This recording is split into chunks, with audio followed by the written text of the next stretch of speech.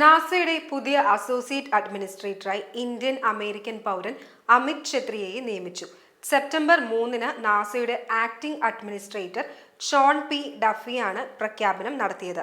നാസയുടെ ഏറ്റവും ഉയർന്ന സിവിൽ സർവീസ് റോളാണ് ഇന്ത്യൻ വംശജനായ അമിത് ഛത്രിയെ സ്വന്തമാക്കിയത്. ഡഫിയുടെ മുതിർന്ന ഉപദേഷ്ടാവായി സേവനമനുഷ്ഠിക്കാനും നാസയുടെ ചീഫ് ഓപ്പറേറ്റിംഗ് ഓഫീസറായി പ്രവർത്തിക്കാനും പുതിയ പദവിയിലൂടെ അദ്ദേഹത്തിന് കഴിയും.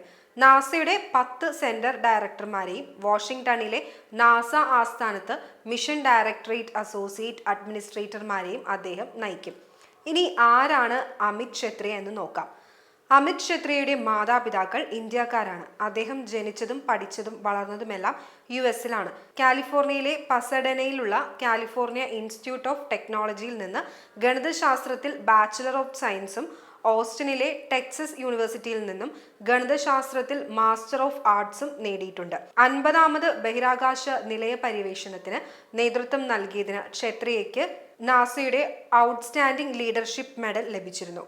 ഡ്രാഗൺ ഡെമോൺസ്ട്രേഷൻ ദൗത്യത്തിനിടെ വിമാന സുരക്ഷ ഉറപ്പാക്കുന്നതിൽ അമിത് ഛത്രി വഹിച്ച പങ്കിന് സിൽവർ സ്നൂപ്പി അവാർഡും ലഭിച്ചിരുന്നു. നാസയുമായി നീണ്ട 22 വർഷത്തെ ബന്ധമാണ് പുതിയ അസോസിയേറ്റ് അഡ്മിനിസ്ട്രേറ്ററായി തിരഞ്ഞെടുക്കപ്പെട്ട അമിത് ഛത്രിക്ക് ഉണ്ടായിരുന്നത്. ഏകദേശം 22 വർഷമായി അദ്ദേഹം US ബഹിരാകാശ ഏജൻസിയിൽ പ്രവർത്തിച്ചു വരികയാണ്.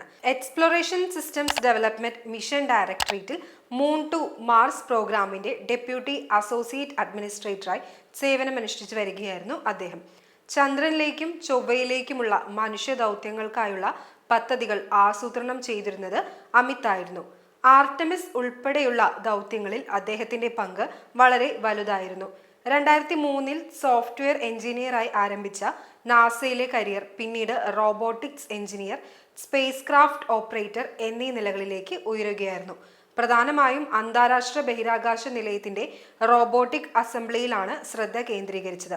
2014 മുതൽ 2017 വരെ ബഹിരാകാശ നിലയത്തിന്റെ എല്ലാ പ്രവർത്തന ഘട്ടങ്ങളിലും ആഗോള ടീമുകളെ നയിച്ചുകൊണ്ട് ബഹിരാകാശ നിലയത്തിന്റെ ഫ്ലൈറ്റ് ഡയറക്ടറായും അദ്ദേഹം സേവനമനുഷ്ഠിച്ചിട്ടുണ്ട്.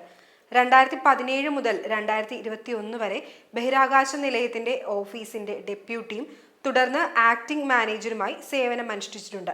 അവിടെ അദ്ദേഹം engineering, logistics, hardware, programme management എന്നിവയുടെ സുസ്ഥിരമായ ഉത്തരവാദിത്തം വഹിച്ചു.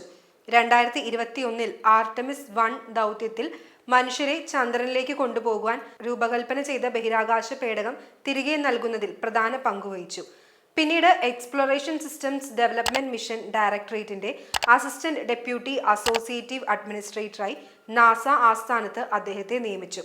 അസോസിയേറ്റ് അഡ്മിനിസ്ട്രേറ്ററായാണ് നിലവിൽ അമിത് ഛത്രി സേവനമനുഷ്ഠിക്കുക.